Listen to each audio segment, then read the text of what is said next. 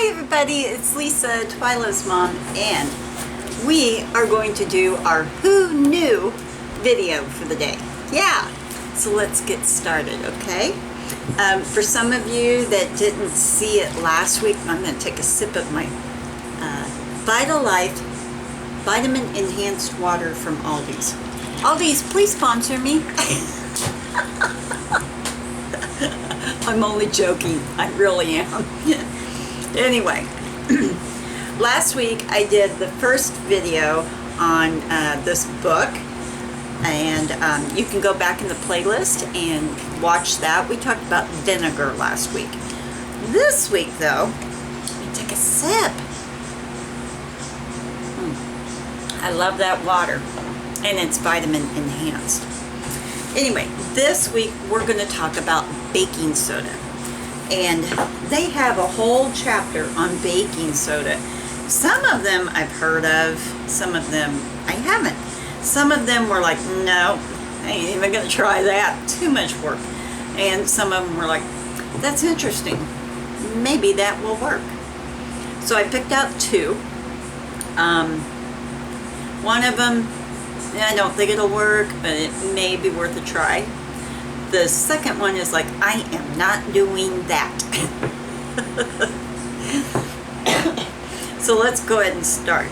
I'm going to put it right up here. We're going to talk about this one and this one. So if you want to freeze it and read it. Now, let's talk about it. Not even a mouse. As cute as they are, you don't want a mouse in the house. No. And certainly not around the kitchen. They always get in the kitchen or the bathroom. Yeah. Shake baking soda around their hiding spots and they'll stay away. It's safe for pets and kids and easy to clean up with a broom or vacuum. Okay, let's talk about this one. This is the one that, well, maybe it might work. Yeah. Okay. It seems like every winter I'll see a mouse in my house. It's true. It's true. We are fortunate enough to have a cat that is a very good mouser. Very good. If they are out and about where she can reach them, she's going to get them. And she's 11 years old.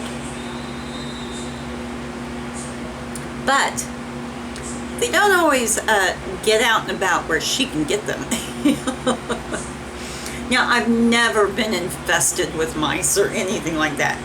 Like, it seems like once a year I'll see one. And then like 3 or 4 days later, it's usually dead somewhere because of the cat. Now, I am sorry if this offends anyone. I don't mean to offend anybody. But it happens, and you don't want mice in your house. They carry diseases. They're nasty. They're creepy. You know, you'll just be sitting there watching TV, or walking to your kitchen, and they'll run out there. And I'm scared to death of mice and rats. I don't mind a snake. I mean, a snake will startle me, but a mouse will make me scream and jump on top of the nearest thing. I just hate them. But I'm going to have to be on the hunt for a cat when our cat, But anyway, going right along. Occasionally, now I have put out traps for them because, if they're in the cabinet or something, or behind the fridge, the cat obviously can't get to them. So I will put a trap. And I've caught a mouse a time or two. I do not put out poison, though. For one thing, I think poison is cruel because it's not an instant death, for a mouse. I mean, it takes hours, sometimes a day or two before this poison, will take effect. And another thing, the mouse will go somewhere and die, and then you get that smell. I know, this is the grossest thing to talk about. So I prefer a trap. 9 times out of 10, it is instant. no glue traps for me. That's not an instant. To me, that's cruel. I hate mice, but I don't want them to suffer. Now, a cat can be either way. I mean, they could play with the mouse to death, which is kind of suffering, or they can be an instant type of thing. My cat, I've seen her out in the yard catch a mouse, and she's instant. I don't know if she does that every time, but she's instant. She doesn't eat them. She just wanders around carrying them places. I don't know what she does with them out in the yard. Here in the house, she just leaves them in the kitchen floor. Ugh. Yeah. Ugh. But like I said, a cat could go either way, either instant or quick. Now this though, the baking soda. I've got one cabinet in the kitchen that's over by the refrigerator. And the few times that I have actually put traps down, I put them under the sink, I put them in that cabinet. And it's where my pans are. I don't want them there. So when I see a mouse, my pans come out of that cabinet until I know the mice are gone. Mice, mouse. Usually if you get one, you've got two. You know, and if you don't get those two, you're going to have a lot. But I take my pans out until we have went like 3 or 4 weeks without seeing any mouse. So I'll put a trap in the back of that cabinet, and then I'll scatter them throughout the kitchen, like under the sink, over where I keep my small appliances, you know, that cupboard and stuff. So I'm not sure about the baking soda, if that would work. I don't understand how it could, but it's something that I would be willing to try. I have heard steel wool, not the soap pad kind like an SOS, but if you have a hole, like in a floorboard or something, and you're almost positive that it's a mouse hole, or a mouse could come up, you know, or whatever, I've heard to get that steel wool and just kind of like fill that hole with the steel wool. I think that they try to chew on it or something, and it you know, irritates their mouth or whatever, and that's why they move on. I think that's why, but I can't be sure about that. But I've heard that worked and works. But this cupboard that, you know, I have seen them in, and my cat, I had the doors open and she is in the kitchen and she's just looking in that cupboard. I'm like, what are you looking at? You know, and I'm getting a pan out. And then next thing you know, she's in the cupboard. And I heard her kind of moving things around, you know, and I'm like, get down in there to see what she's doing. What are you doing? And then it dawned on me, she saw a mouse or heard one or something. Oh boy, I dragged all my things out of there, and then I left the cupboard door open a crack so that she could get in and out when she wanted. And then I set a trap. But I mean, that's something to try. Maybe I don't know. What do you guys think? Is this something that you would try to see if it works, or are you like me? You eradicate them while you can.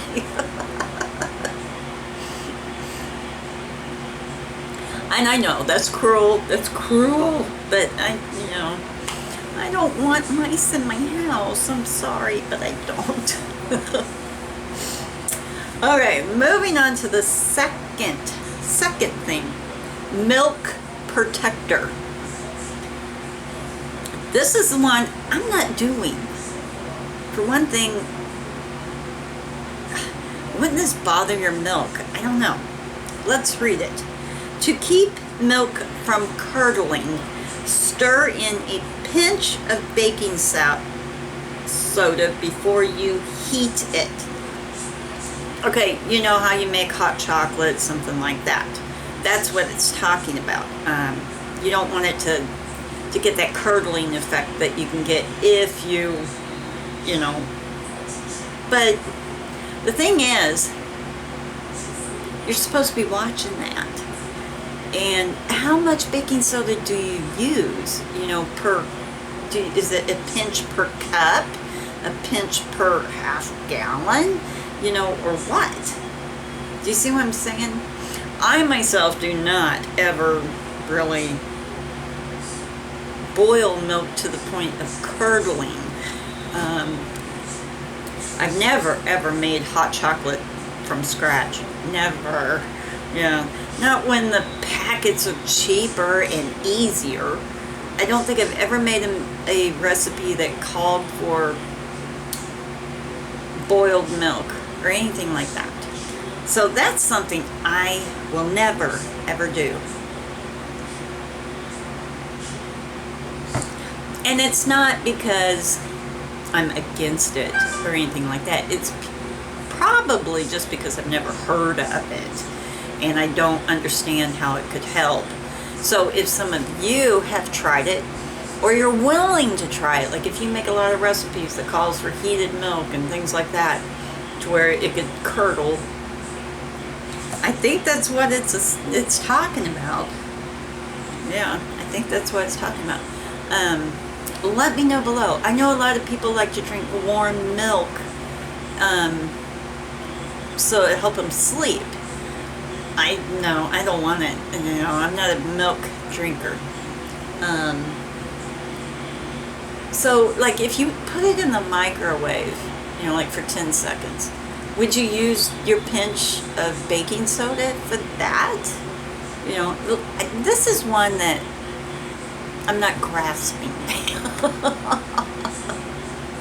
So I need you guys, if you've tried that, or if you're willing to try it because you drink a lot of warm milk, or you cook with, you know, boiled milk or whatever, you do a lot of recipes and stuff, is that something you would try? I never would. And in fact, I'm worried it would affect the taste of the milk. So, yeah. What do you think about that one? I'm not sure. I'm not sure about it. Okay, so we did vinegar last week, baking soda this week. The mouse thing, how do you know where they're hiding out at? I don't know. I guess where you see them most often, maybe along your floorboards. You could, you know, like put a little, you know, trail along the floorboards with the baking soda. I don't personally think it'll work. I don't think it would.